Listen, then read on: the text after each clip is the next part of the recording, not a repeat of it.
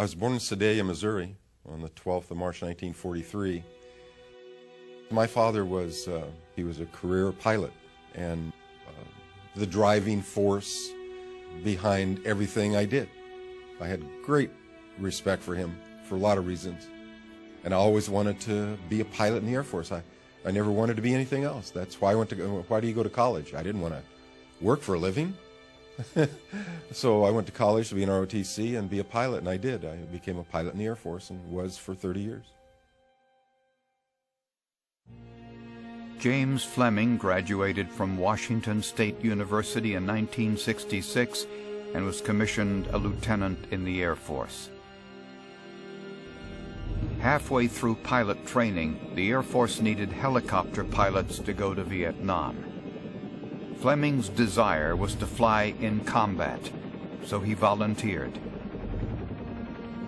By 1968, he was living in the jungle of Vietnam and flying Special Forces units deep into enemy territory for reconnaissance patrols.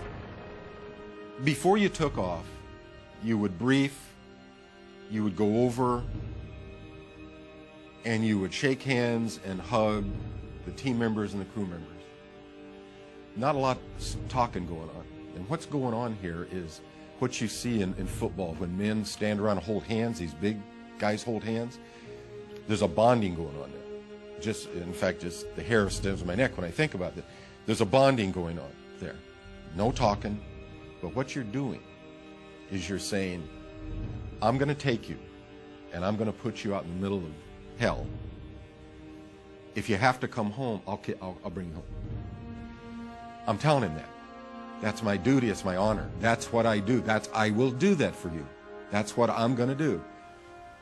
And he is taken into his heart, I'm going to go out there and do my job because you know what?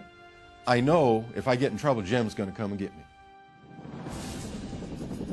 Real hot area we were going into, all up and down the Cambodian border.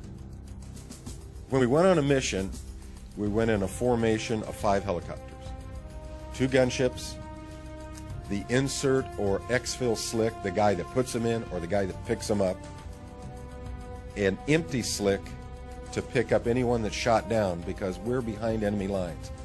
No one's coming after us. No air support, no artillery support, no ground support. We're on our own. And of course, we had a forward air controller, either an O1 or an O2, that would lead us in.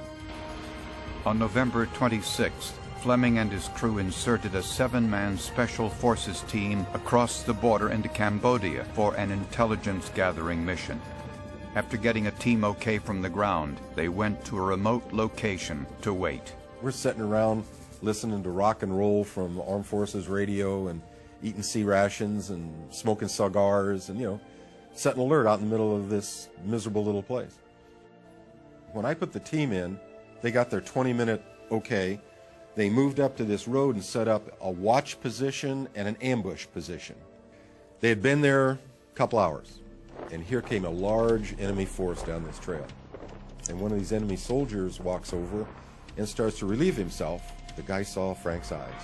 He looked forward and looked at him, and then all of a sudden he jerked back, and Frank hit him, and that opened up the ambush. All 7 of these guys that were there opened up an ambush and knocked down who was ever in front of them, and then started leapfrogging back to get out of the area. And as soon as they did that, the radio operator with them keyed the mic and said, Tango 5-1, contact, need extraction. As soon as that happens, we get it, we're on our way.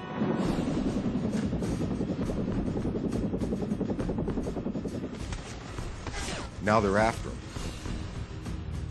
They chased him to this large river, which is the border between Cambodia and Vietnam. And they can't get across the river.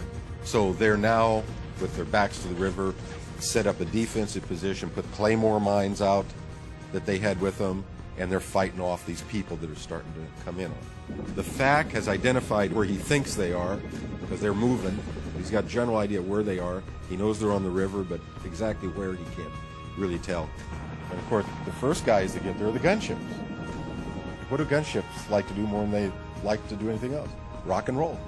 Full automatic.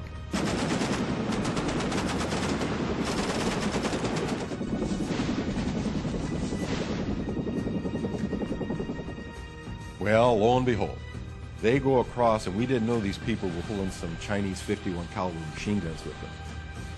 They hit the first gunship. He starts trailing blue smoke, and he yells, I'm hit, I'm going down. He turns back, goes across the river and crash lands. The empty slick spirals down. They get in that helicopter, and they go home. They can't help anybody. They got it, so they're going home. The third medic helicopter has engine trouble and goes home. The second gunship, Leonard Gonzalez, who gets the Air Force Cross this day, goes across the team and takes battle damage and starts trailing blue smoke. So while this is going on, the forward air controller is talking to me, and he's saying, what are we going to do? I said, well, I'll tell you what. These guys down there have seen one helicopter crash, one of them leave trailing smoke, other helicopters leaving. I'm the only one here. Get me low, way out, throw me in there. I bet you I can sneak in there and get them. So I hit that riverbank, and my right door gunner starts shooting. And we're starting to take damage, we're starting to take rounds, and all of a sudden the radio operator says, get out, they got us, get out. I hear that, we're taking damage, so I put the nose down, go down the river, leave the area, and as I leave the area, I pop up, go over, and I look over. There are people everywhere. The enemy is now focused in where they are. So the enemy's starting to go in. At that time, they blew their claymore mines, and knocked them back. So I see the claymores go off and the dust come up, and I tell the FAC, bring me in one more time. I know where they are now. Bring me in one more time. As I say that, Leonard Gonzalez says, you going back in? He said, I'm going to try it one more time. He says, I'll tell you what. He says, follow me. He says, I'll go over it. I'll go over them one more time. I'll give them everything I got, and I got to go home. He goes over them, over the smoke, and he rock and roll. This is urban legend, but in my urban legend, the other crew members are shooting their pistols out the window, you know? So they give him everything they got, and he says, see you at home, Jim, and he takes off. So I hit the riverbank again, and we're doing the same operation.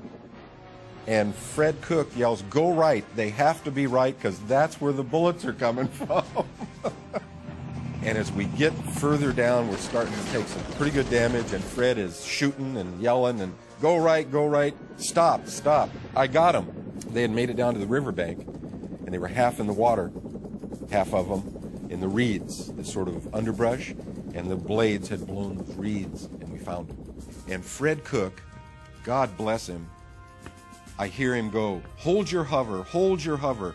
I got one, and what he's doing is he's leaning down and grabbing these guys and jerking them in. And I'm looking around, and I see people darting up and, you know, just sort of jumping up and down, and shooting, and he's shooting. And there are 7 of them out there. We only got 6. And as I look over, Randy Harrison jumps up. He was the last man, and he waited till everybody was aboard. He gave him a last burst of his automatic weapon, threw it down, and took off to the helicopter and jumped in the water, sort of a flying jump in the water, trying to hit the helicopter, missed, and took about 1 stroke in the water and got his arm over the skid. And Fred Cook reaches down and grabs him by the rucksack and yells, let's go. And we drug him through the water, and off we went, and went back, and the rest is history. I was injured in January 1969 and medevaced to Japan. And I spent from January, February, March in the hospital in Tachikawa Hospital in Japan. And when I got back to Vietnam, one of our helicopters showed up, picked me up, was going to take me back to the unit. So I get on the helicopter, and of course, you know how guys are. How was it, Jim? Did you have a good time? Oh, yeah, I had a good time. You know, that sort of stuff. And the guy flying was George Livingston. He said, well, Jim, you're going home. I said, yeah, I got another 3 or 4 months of this left. And he said, no. He says, you're going home tomorrow. I said, I'm going home tomorrow. Why? He says, the president's nominated you for the Medal of Honor. It was by Richard Nixon in the White House in May of 1970. They flew us in, my family and I, and my mother and father were flown in, and my father had his uniform on. I doubt if I'd seen him in a uniform in the entire time I ever lived at home. He always wore a flight suit. He was a crew dog. He flew airplanes. That's what he did. But he had a uniform on, and I looked down at his ribbons, and he had an air medal. And I said, Dad, where'd you get the air medal? He looks at me and he goes, Iwo Jima. I said, Iwo Jima? He said, yeah. I said, what'd you do at Iwo Jima? He said, I was the pilot of the C-47, one of them, that went down that beach dropping gun barrels and blood plasma to the Marines. And then the band, had a band, does the Hail to the Chief. And it was like the waters had parted. In walked President Nixon. It was just great. He says, I tell you, he says, I'm just so proud to be an American today, and so proud to be able to bestow on these Americans the highest honor I can possibly bestow on them. Today's not my day, it's your day.